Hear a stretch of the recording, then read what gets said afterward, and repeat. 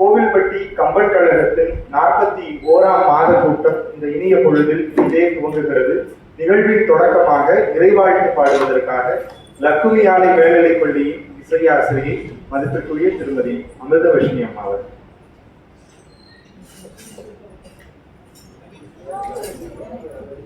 உலகம் யாவையும் தாமுளவாக்கலும் உலகம் யாவையும் தாமுளவாக்கலும் நிலை பெறுத்தலும் நீங்களும் நீங்களா நிலை பெறுத்தலும் நீங்களும் நீங்களா அழகிலா விளையாட்டுடையாரவர் அழகிலா விளையாட்டுடையாரவர் தலைவர் அன்னவர்க்கே சரணாங்களே தலைவர் அன்னவர்க்கே சரணாங்களே.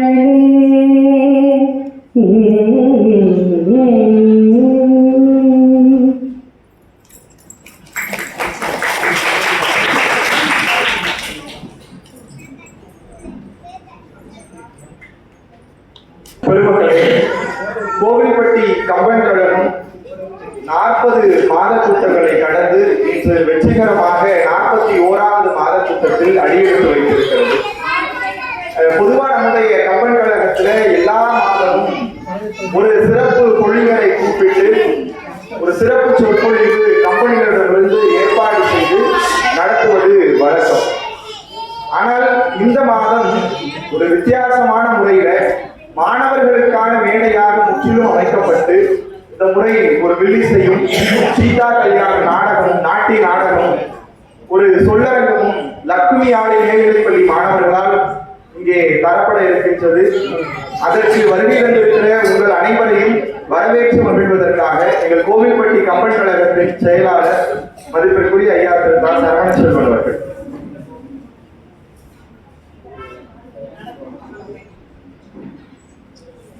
அனைவருக்கும் அடியனுடைய பணிவான வணக்கங்கள். இன்றைக்கு நம்முடைய நிகழ்ச்சி தொகுப்பாளர் தம்பி தீபக் சொன்ன மாதிரி சிறப்பு சொற்பொழிவாளர் இல்லாமல் முழுக்க முழுக்க மாணவர் நிகழ்ச்சியாக ஏற்பாடாகி இருக்குது. இன்றைய நிகழ்ச்சிக்கு தலைமையேற்று சிறப்பு செய்ய இருக்கின்ற நம்முடைய அன்புக்குரிய துணைத் தலைவர் இலக்கிய குருசில் ராஜாமணி ஐயா அவர்களை அன்போடு வருக வருக என வரவேற்கின்றேன். லக்குமி ஆலை மேல்நிலைப்பள்ளியின் தலைமை ஆசிரியர் இன்றைக்கு முன்னிலை வகிப்பதற்காக வந்திருக்கணும். இன்னைக்கு அவர் அவசர வேலையா வர முடியாமல் போயிடுச்சு. அவரையும் அவர் வராவிட்டாலும் கூட அவர் வருவதாக நமக்காக ஒத்துக்கொண்டார். அவரையும் நாம் வருக வருக என்று அன்போடு வரவேற்கின்றோம். அடுத்து இன்றைக்கு இந்த மாணவர் நிகழ்ச்சி முழுக்க மாணவர் நிகழ்ச்சியாக நடந்ததுக்கு காரணம் லக்குமி ஆலை மேல்நிலைப்பள்ளியின் தமிழ் ஆசிரியர் மதிப்பிற்குரிய சொல்லோவியர் திருமலை குமாரன் அவர்கள்.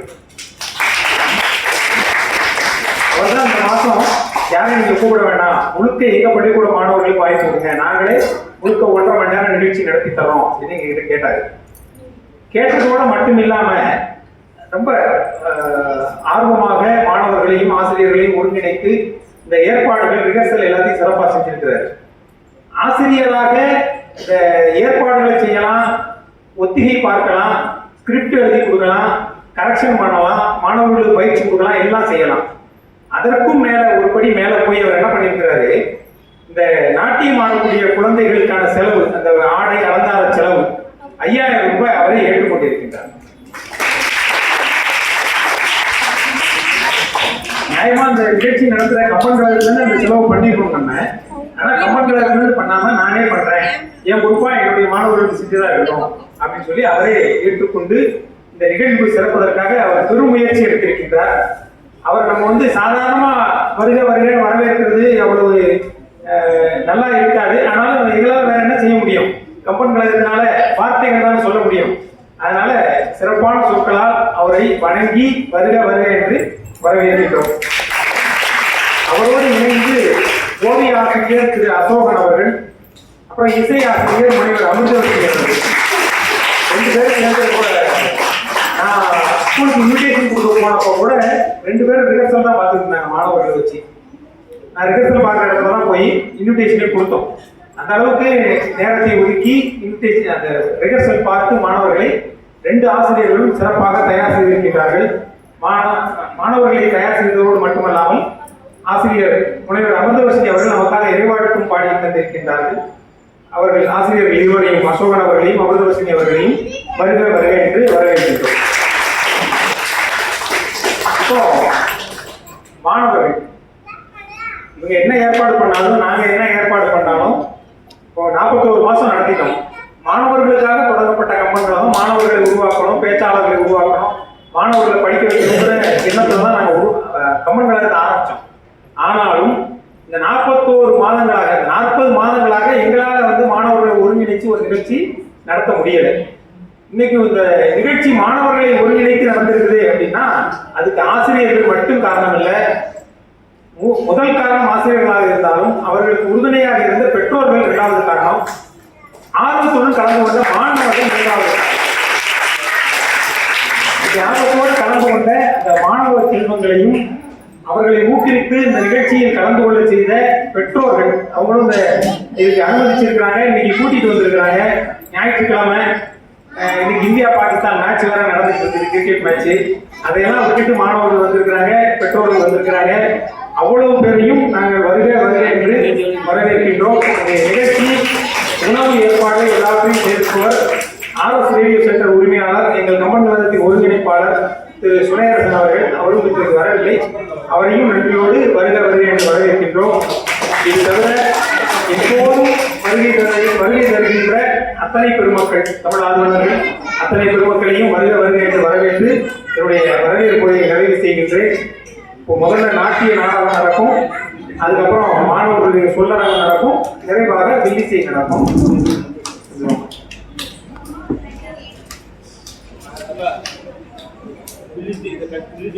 வரவேற்புரை ஆற்றிய ஐயா அவர்களுக்கு நன்றி. ஐயா சொன்னது போல 40 மாதத்துல முதல் மாணவர் நிகழ்வு தொடங்குவதற்கு முன்னர் அவையோருக்கு ஒரே ஒரு வேண்டுகோள், நிகழ்வு முடிகிற வரைக்கும் இருந்து மாணவர்களை உங்களுடைய கைத்தட்டல்களோடும் உங்களுடைய ஆசீர்வாத மொழிகளோடும் உற்சாகப்படுத்த வேண்டும் அப்படிங்கிறத ஒரு வேண்டுகோளாக இந்த அவையை முன் வைத்து தற்பொழுது நிகழ்வின் தொடக்கமாக சீதா கல்யாணம் நாட்டிய நாடகம், ராமபாதுகை நாட்டிய நாடகம் நிகழ்வின் தொடக்கமாக தற்பொழுது அரங்கேற்றப்பட உள்ளது. தற்பொழுது மேடை மாணவர்கள் நாட்டிய நாடகத்தை லக்குமியாலை மேல்நிலைப் பள்ளி மாணவர்கள் கோசலை கைகேயி சுமந்திரன் அவர்கள் அளிக்க அவர்கள் ராமன், பரதன், லட்சுமணன், சத்ருக்னன் என 4 பெற்றனர். குழந்தைகள் 4 அனைத்து கலைகளிலும் சிறந்து விளங்கி வாலிப பருவம் மீறினர். தசரதன் தான் முதுமையடைந்ததை எண்ணி மூத்தவன் ராமனுக்கு முடிசூட்ட எண்ணி நாடினை குறிக்க கூடிக்கிழமை மந்திரியின் சரியால் கைகேயி தன் மகன் பரதனுக்கு நாடும் ராமனுக்கு காடும் வேண்டி வரத்தை பெற்றாள். அரசன் தசரதன் மாய்விட்டான். ராமன் காணலும் சென்றிட்டான். கைகேய நாட்டில் என்று குரு வசிஷ்டரின் ஓலையை ஓதியதால் வரத சத்ருக்னன் இருவரும் அயோத்தி வந்தனர். மன்னன் தசரதன் இறந்ததை கேட்டும் அண்ணன் ராமன் காணலும் சென்றதை மறைத்து துடிதுடித்து நின்றனர்.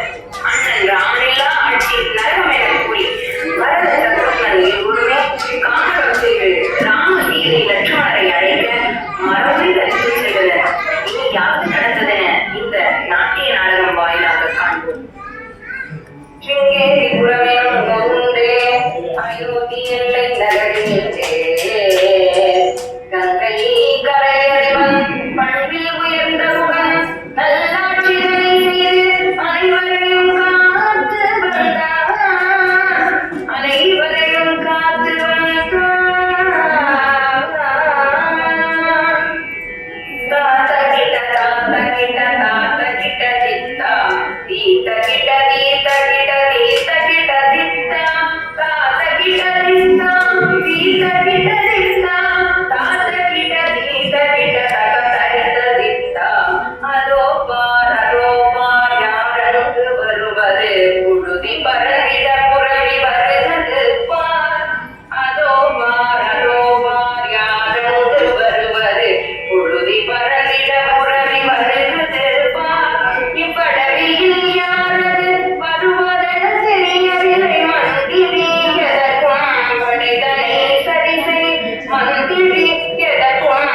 கடைதனை சரி செய்.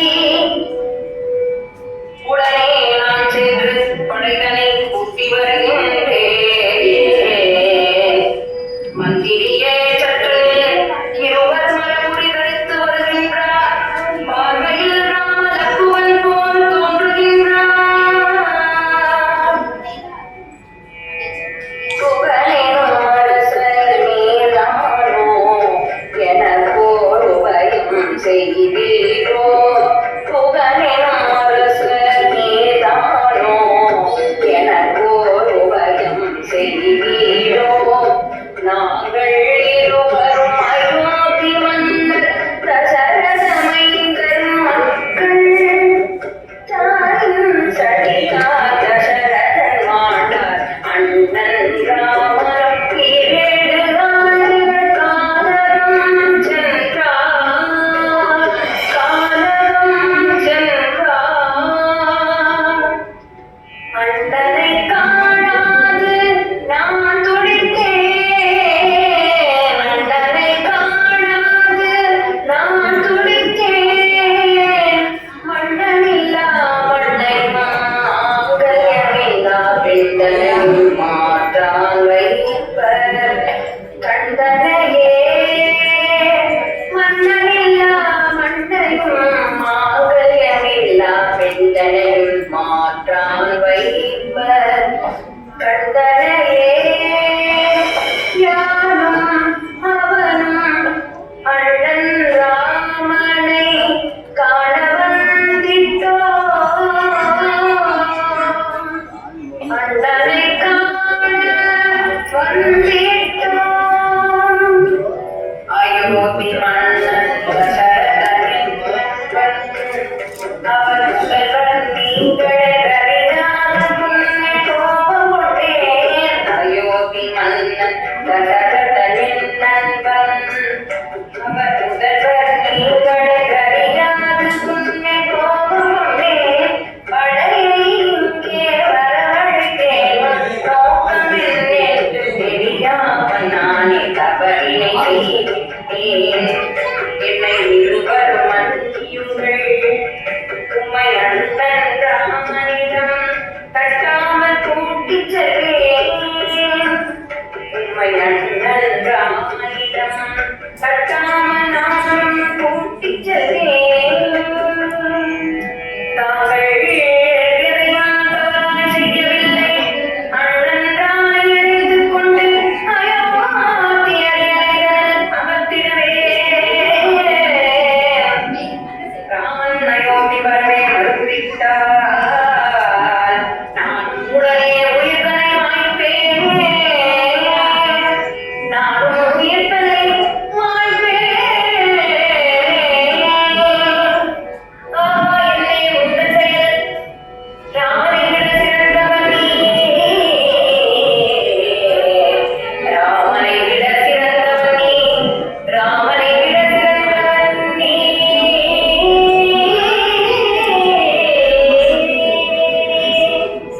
தாயுடனே கொண்ட தாரை உடனே கரைதன்னை.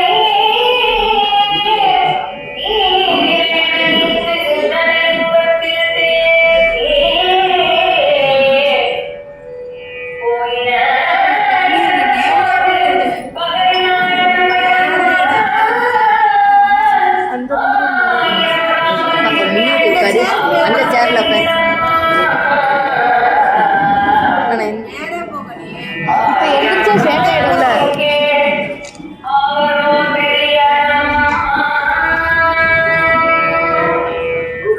பரத சத்ருக்னன் இருவரையும் ராம லட்சுமணரை காண சித்திரக்கூடத்திற்கு தன் ஓரத்தில் அழைத்துச் செல்கிறார்.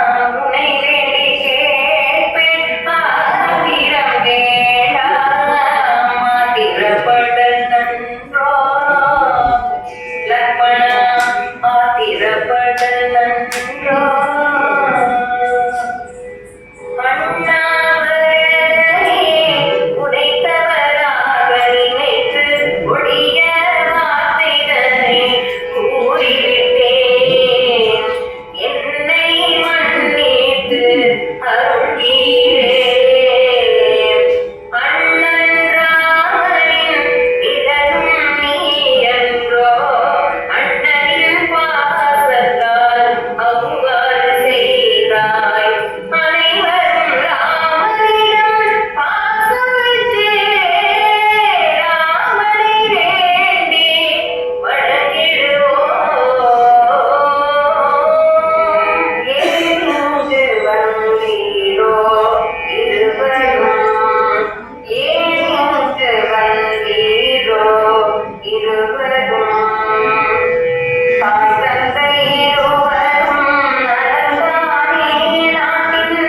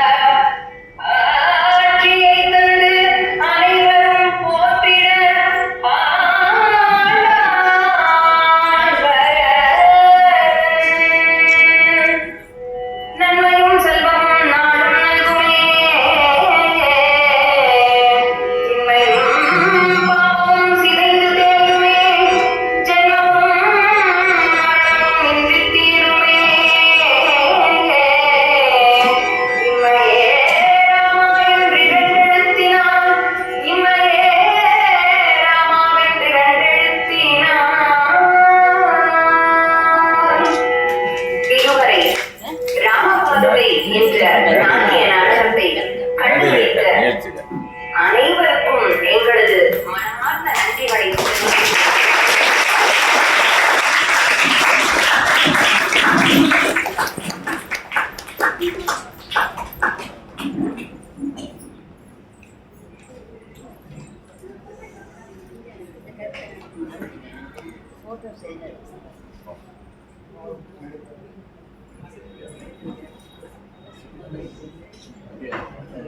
ராமபாதுகை பட்டாபிஷேகத்தை மிகச் சிறப்பான முறையில் இந்த மேடையில் சகோதர சகோதரிகள் அரங்கேற்றி இருக்கிறார்கள்.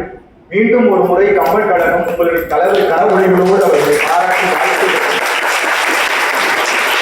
இந்த அற்புதமான தருணத்தில் இந்த நாட்டிய நாடகத்திற்கு பயிற்சி அளித்த ஆசிரியர் பெருமக்களை, லக்குமியாலை மேல்நிலைப் பள்ளியினுடைய இசை ஆசிரியை மதிப்பிற்குரிய அம்மா முனைவர் அமிர்தவர்ஷினி அவர்களை போர்டு மேடைக்கு அழைக்கிறோம். மாணவர்களை பாராட்டி பரிசுகளை வழங்குவதற்காக கோவில்பட்டி கம்பன் கழகத்தின் துணைத் தலைவர் இலக்கிய ஐயா அவர்களும் அன்போடு மேடைக்கு அழைக்கிறோம்.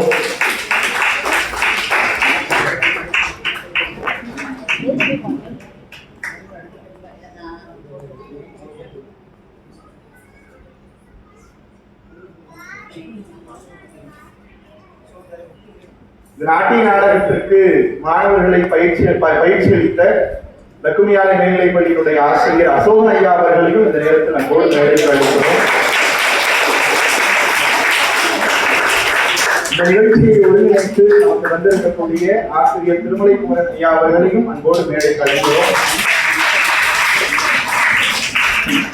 ஏன்னா ஐயா சொன்ன மாதிரி இந்த மேடையில் நிகழ்ச்சி அடைவதற்கு பெரிதும் காரணம் 3 பேர். அவர்களை இந்த தருணத்தில் மேடைக்கு அழைப்பது நம்முடைய கடமை. ஒவ்வொருவருக்காக துணைத் தலைவர் ஐயா அவர்களும் ஆசிரியர்களும் பாராட்டி பரிசுகளை வழங்குவார்கள்.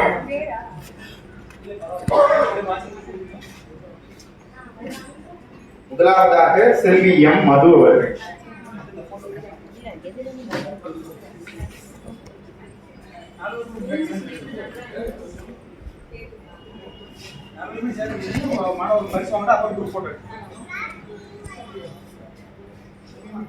அடுத்ததாக செல்வி ஆர் அகை பொங்கல்.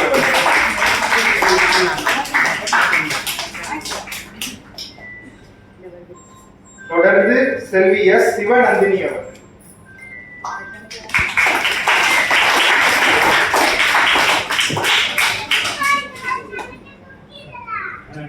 அடுத்ததாக செல்வி எம் தங்க மோகனா அவர்கள்.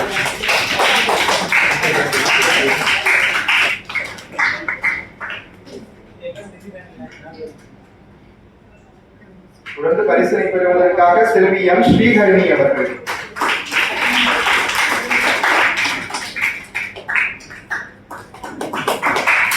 செல்வி எம் சாய்ஸ்ரீ அவர்கள். நல்லா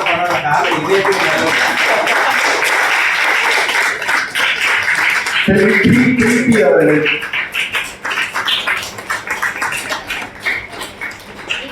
செல்வி எஸ் யாழினி அவர்கள்.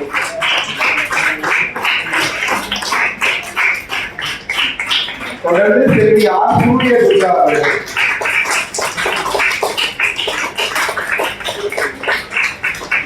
நிறைவாக செல்வி ஆர் தேஜஸ்வினி அவர்கள்.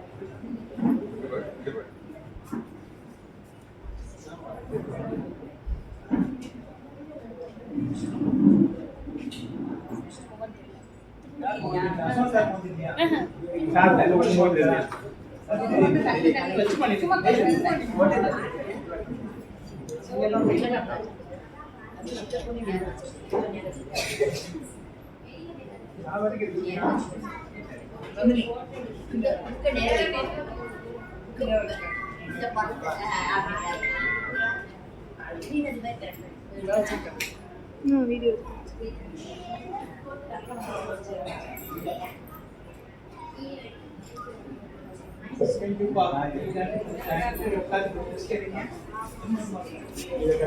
ஐயா அவர்களுக்கு நம்முடைய துணைகள்.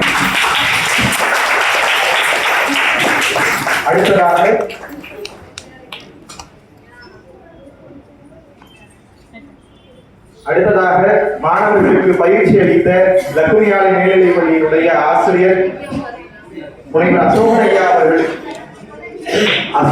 அவர்களுக்கு சிறப்பு செய்யப்படுகிறது. பயிற்சி அளித்த ஆசிரியர்களுக்கு ஒருங்கிணைப்பு செய்த திருமலைக்குமரன் ஐயா அவர்கள் புத்தகங்களை அன்பளிப்பாக அவருடைய சார்பாக நம்மளுக்கு இந்த மேடையில் தருகிறார். தொடர்ந்து பயிற்சி அளித்த இசையாசிரியை முனைவர் அமிர்தவர்ஷினி அம்மா அவர்களை துணைத் தலைவர் அவர்கள் சிறப்பு செய்வார்.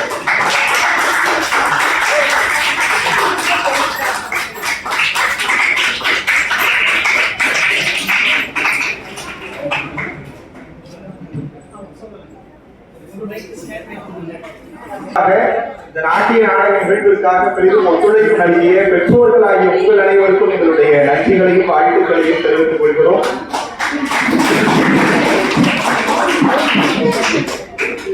அடுத்ததாக மாணவர்கள் பங்கேற்கக்கூடிய மாணவர்களால் நடத்தப்படக்கூடிய ஒரு சிறப்பான சொல்லரங்கம் நடைபெறவிருக்கின்றது. அந்த நிகழ்விற்கும் இதே உற்சாகத்தோடு நீங்கள் ஒத்துழைப்பு நல்க வேண்டும். இந்த சொல்லரங்கத்தின் நோக்கம் பாரதி கம்மனை புகழ்ந்து பேசுவான், அதே போல எல்லோரும் புகழ்ந்து பேச வேண்டும். எங்கெல்லாம் புகழ்ந்து பேச வேண்டும்? பள்ளியில் மட்டுமா? இல்லை. கம்மன் கழகத்தின் மேடையில் மட்டுமா? இல்லை. எங்கள் பிள்ளைகள் கம்மனை எங்கெல்லாம் புகழ்ந்து பேச வேண்டும் என சொல்லி காட்ட வருகிறார்கள். கேட்டு ஆனந்திப்பீர்கள் என்ற நம்பிக்கையோடு சொல்லரங்கம் தொடங்குகின்றது.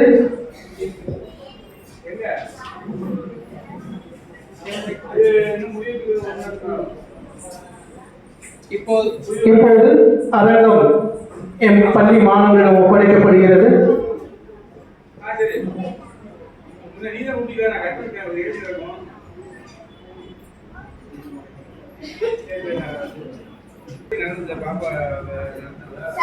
தண்ணி வர மாட்டேங்குது, ஒண்ணு வர மாட்டேங்குது. சரி, காத்தும் ஒழுங்கா வர மாட்டேங்குது, விட்டு விட்டு வருது. என்னதான் செய்யவோ? நான் பைப் வச்சு நம்ம என்னதான் இந்த தெருவில் செய்யவோ? நம்ம அப்படி பார்க்க இல்ல தனியா புலம்பிட்டீங்களே, லூசோன்னு நினைச்சேன். என் விதி, நான் புலம்புறேன். தண்ணி வர மாட்டேங்குமா தண்ணி வைப்புல? இக்காலத்துல ஒழுங்கா மழையே பெய்ய கிடைக்கி, இது ஆத்துலயும் தண்ணி பெருக கிடைக்கி, தண்ணி பைப்ல மட்டும் ஒழுங்கா எப்படி தண்ணி வரும்? அதான் அன்னைக்கே சொன்னாரு பாரதியார் அவர் பாட்டுல, செந்தமிழ்நாடும் போதும் இல்லை, இப்பத்தேன் வந்து பாடுது காவியிலே, தந்தை நாடும் பேச்சினிலே ஒரு சக்தி பிறக்குது மூச்சினிலே, காவிரி கண்மனை பாடாது தமிழ் கண்டோதர் வைகை பொருணை நதினே அன்னைக்கே நதியெல்லாம் பத்தி பாடினாரு. ஆமா, 2 நாளுக்கு முன்னாடி கடைப்பறையில ஏதோ ஒரு புத்தகத்தை விழுந்து படிச்சுட்டு இருக்கீங்க. அது கம்பராமாயணமா? உங்களுக்கு கம்பராமாயணம் தெரியுமா? இன்னும் எப்படி கேட்க? அதெல்லாம் தெரியும். சரி, அதை பத்தி ஏதாவது சொல்லுங்க, நாங்களும் கேட்போம். எனக்கு அதை பிடிச்சது அந்த சரை நதியை பத்தி தாமா. அதை பத்தி சொல்றேன் கேளு. சரி. நம்ம ஊர்ல எப்படி பாரதியார் வந்து இந்த காவிரி எல்லாம் பத்தி பாடின மாதிரி கம்பர் அயோத்தி மாநகரில் போற சரை நதியை பத்தி பாடியிருக்காரு. அதை சொல்றேன் கேளு. தாது சோலை தோறும் சண்பக காடு தோறும் போதவில் பொய்கை தோறும் புதுமணல் கடங்கள் தோறும் மாதை வேலி புகா வனந்தோறும் வயல்கள் தோறும் ஓதிய உடம்பு உயிரென உலாயுத அன்றேன்னு அந்த நதியை பத்தி புகழ்ந்து பாடுறாரு. நம்ம உடம்புல எப்படி உயிர் பாயுதோ அது மாதிரி அயோத்தி மாநகர்ல சரை நதி பாஞ்சி வளமாக்குது. இந்த பாட்டுக்கு என்ன பொருள் தெரியுமாமா? தெரியாதனே. சொல்றேன் கேளு. மகரந்தங்கள் சிந்துகின்ற காட்டு வழியா, சண்பக மரங்கள் இருந்த இந்த காட்டு வழியாவும், கழுவுத்தி மரங்கள் இருந்த காட்டுல, கொடி முல்லைகள் இருக்கிற காட்டுல கடந்து அயோத்தி மாநகருக்கு இந்த சரை நதி வருமா? ஓ, அப்படியாமே. அது மட்டும் இல்லாம நம்ம நாட்டுல எத்தனையோ நதிகள் இருக்கு, அதுல சரை நதி ஒரு நதி ஆகுமா? ஓ, சரி. சரிம்மா, தண்ணி வர மாட்டேங்குது, என்ன செய்யவோ?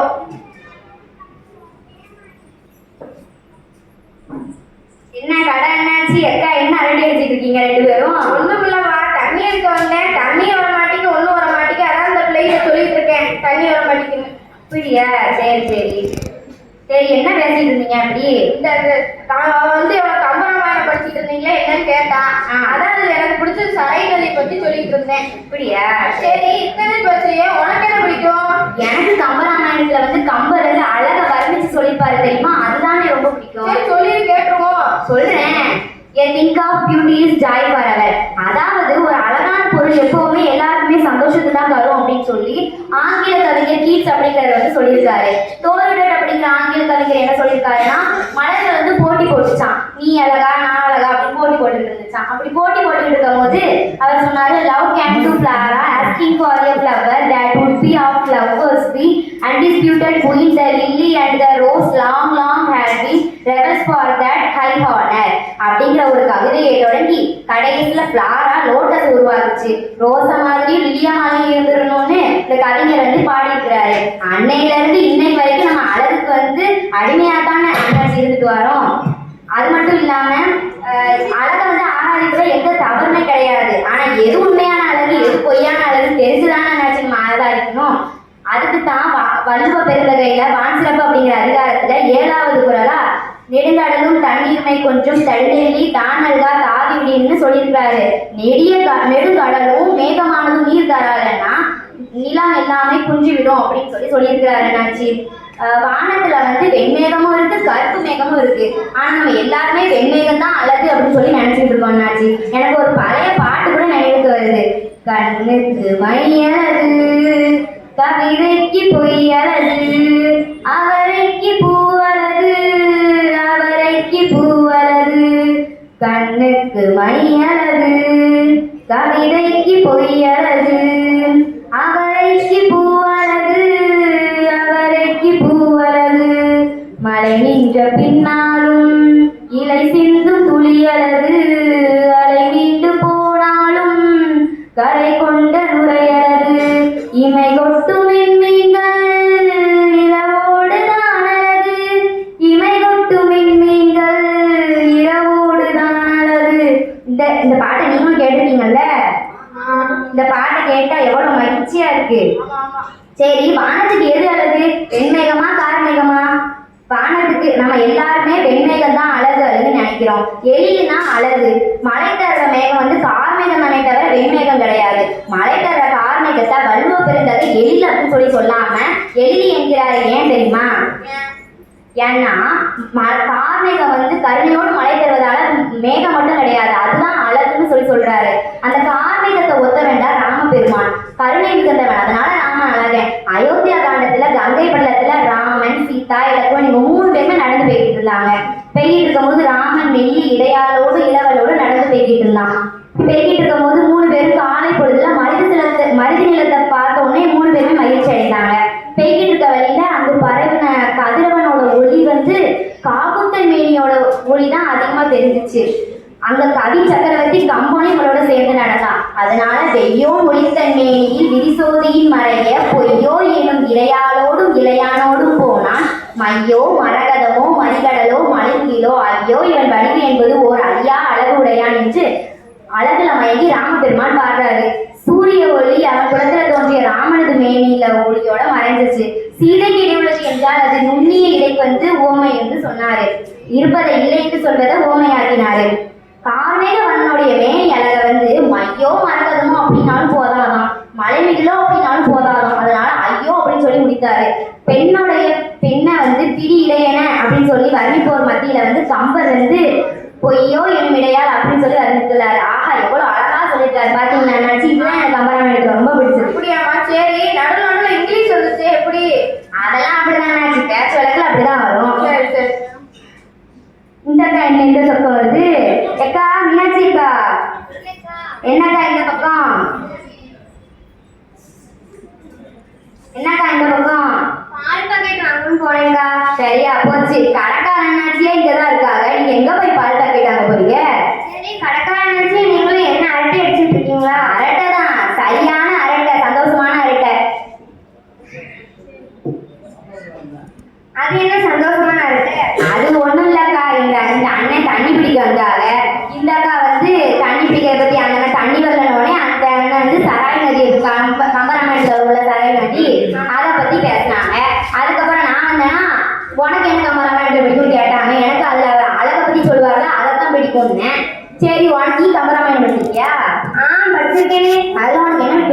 சொல்லி கேட்போம்.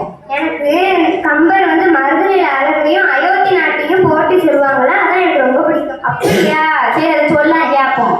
நான் சொல்றேன். பண்டைய தமிழர்கள் குறிஞ்சி, முல்லை, மருதம், நெய்தல்னு இயற்கையான 4 நிலங்கள்ல வாழ்ந்தாங்க. குறிஞ்சியில முருகனையும், முல்லையில மாலையும், நெய்தல்ல வர்ணனையும், மருதத்துல இந்திரனையும், பாலையில கொற்றவையையும் பண்டைய தமிழர்கள் வந்து வழிபட்டு வாழ்ந்தாங்க. பண்டைய தமிழ் மரபுல ஊறி திளைத்தவர் கம்பர். அவர் படைச்ச ராமகாதையில கோசை நாட்டோட சிறப்பையும், அயோத்தியோட வளத்தையும், மருதநாட்டோட சிறப்பையும் பாடி பரவசம் அடையவே செய்யறாங்க. திருவள்ளுவர் தமது திருக்குறள்ல 66 நாடுகளை தலைப்புல தந்துள்ள அதிகாரத்துல ஒரு பசியும் ஓவா பிணியும் செருபகையும் சேராது 70 நாடுன்னு சொல்றாங்க. இதை அடியொற்றி கம்பர் வந்து கோசல நாட்டை பாலவண்ட நாட்டு பக்கத்துல வன்மை இல்லையோர் வறுமை இன்மையால், திண்மை இல்லைனே செருநெறின்மையால், உண்மை இல்லை பொய்யுரை இல்லாமையால், வெண்மை இல்லை பல் கேள்வி மேவலான்னு சொல்றாங்க. கோசல நாட்டுல குறை இல்லையா, ஏன்னா அங்க வந்து வறுமை அங்க கொஞ்சம் கூட இல்லையா. அங்க தன்னோட உடல் வலிமையை எடுத்து காட்டுறதுக்கு யாருக்குமே வாய்ப்பு இல்லையா. அங்க நேருக்கு நேர் போர் புரிஞ்சவங்க யாருமே இல்லையா. அங்க மெய்மைங்கிற ஒண்ணு இல்லவே இல்லையா, ஏன்னா அங்க பொய்மைங்கிற ஒண்ணு இல்லவே இல்லையா. அங்க அறியாமைங்கிற இருள் இல்லையா, ஏன்னா அங்க பல கேள்வி சொல்றவங்க விலகி இருப்பதுனாலயா. உண்மை சொல்றதுல உண்மை இல்ல கவிஞருக்கே உண்மை சொல்றதுல திண்டாட்டம் ஏற்பட்டுச்சு. எங்க தெரியுமா? அயோத்தி நகருக்கு உண்மை சொல்ல போன கம்பர் உண்மை சொல்ல முடியாம திண்டாடி போறாங்க. அரைசியெல்லாம் அவன, அணி எல்லாம் அவன, அரும் வரல் மணி எல்லாம் அவன, புரசை மால்களிரும் புறவியும் தேரும் பூதலத்து யாவையும் அவன, விண்ணவர் பேசுவார் முனிவர் விண்ணவர் ஏற்க செயல் முதலினோர் எவரும் உரை செய்வார் ஆனார் ஆன போது அதற்கு உண்மைதான் அரிது அரோ உள்ளதோ அப்படின்னு கம்பர் பாடுறாங்க. அயோத்தியில அருட்செல்வம், பொருட்செல்வம், அறிவு செல்வம், அழகு செல்வம், ஆண்மை செல்வம்னு எல்லா செல்வமும் குவிஞ்சு இருக்கிறதுனால அயோத்திக்கு உண்மை சொல்றதுக்கு வேற ஒண்ணுமே இல்லைன்னு கவிஞர் சொல்றாங்க, கம்பர் சொல்றாங்க. பெரும்பொருளால் பெட்டது ஆகி அருங்கேட்டான் ஆற்றல் விளைவது நாடுங்கிற குரலுக்கு இந்த பாடல் விளக்கமா அமையுது. பாலமண்ட நாட்டு பட்டணத்துல மருதநில அழக படம் பிடிச்சு காட்டுறாங்க கம்பர். குளிர்ந்த சோலைகள்ல மயில்கள் நடனமாட, தாமரை மலர்கள் விளக்குகளாக, மேகங்களின் ஒளி மத்தள ஒளியாக, குவளை மலர்கள் பார்வையாளர்கள் கண்களாக, நீர்நிலைகளின் அலைகள் பிறை சீலைகளாக, வண்டுகளின் ரீங்காரம் மகரையாளின் இசையாக, மருதங்கிற அரசன் வீட்டில் இருந்ததான் மருதத்தை கற்பனை செஞ்சு தண்டலை மயில்களாட தாமரை விளக்கந்தாங்க கொண்டல்கள் முழவினேங்க குவளைகள் விழித்து நோக்க தெண்டிரை எழினி காட்ட தேர்விழி மகரையாளின் வண்டுகள் இனிது பாட மருதம் வீட்டிற்கும் மாதோ அப்படின்னு கம்பர் பாடிட்டாங்க. அவ்வளவுதான்க்கா, சொல்லிட்டேன். பரவாயில்ல, நீயும் கம்பராமாயணத்தை பத்தி நல்லா ரசிச்சிருக்கம்மா. ஆமாக்கா. சரி, நானும் கேட்கணும்னு நினைச்சேன். இதை முதல்ல யாருக்கு ஆரம்பிச்சா?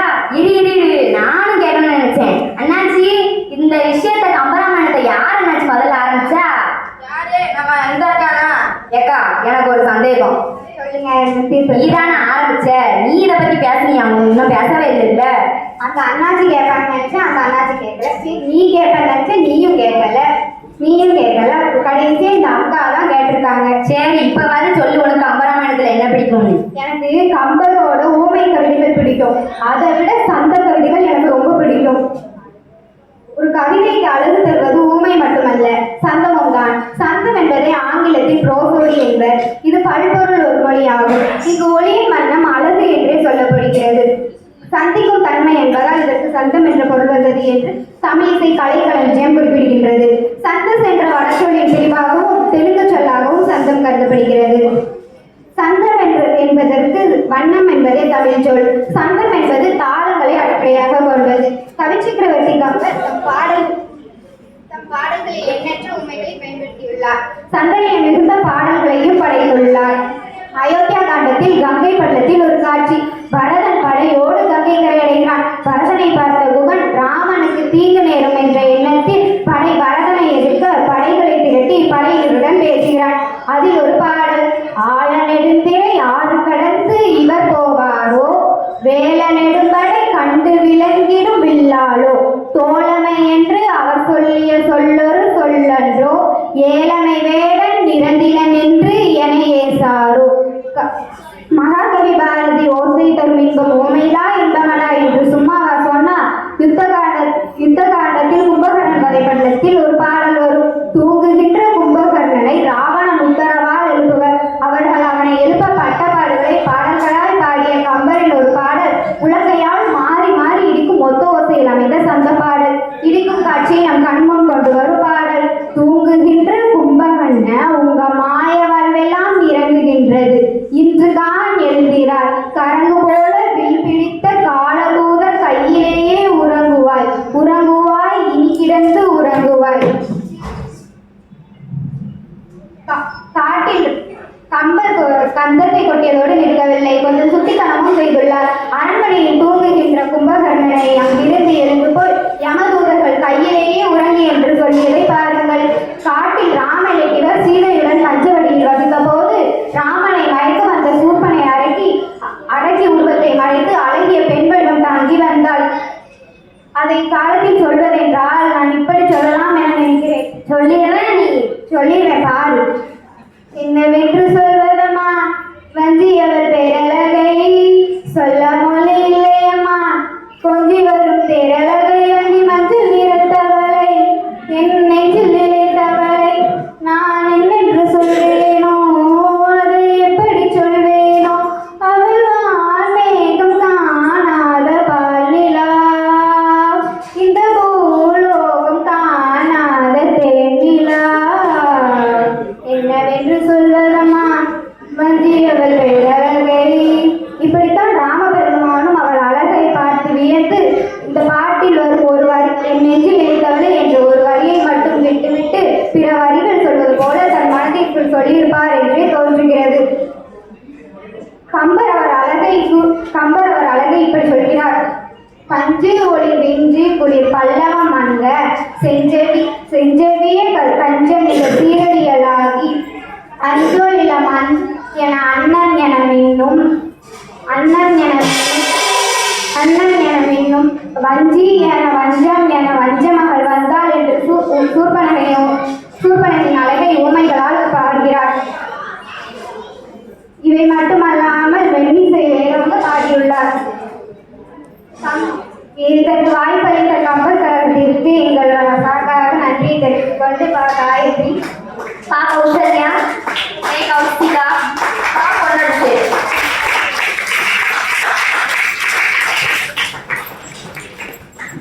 கம்பன் கழக மேடைகளில் மட்டுமல்ல, கம்பராமாயணம் இடப்பெரியிலும் பேசப்பட வேண்டும். அதை பரப்ப வேண்டிய புண்ணிய பணியில் நாம் இருக்க வேண்டும் என சொல்லி செல்கின்றார்கள் என் பள்ளி மாணவர்கள். ஆக்சுவலாக எங்கள் 10ஆம் வகுப்பு ஸ்டூடெண்ட்ஸை வச்சு செய்ய நினைச்சேன். ஆனால் அவங்களுக்கு மட்டும்தான் மேடையா, எங்களுக்குலாம் மேடை இல்லையா, 8ஆம் வகுப்பு மாணவர்கள் நாங்கள் தான் செய்வோம் இந்த நிகழ்ச்சியை என சொல்லி அதை அவர்களுக்கு தராமல் தட்டி பறித்து கொண்டார்கள். அவருடைய சிறப்பான இந்த முயற்சிக்கு அவருடைய தமிழாசிரியர் என்ற முறையில் பாராட்டுகளை தெரிவித்துக் கொள்கிறேன்.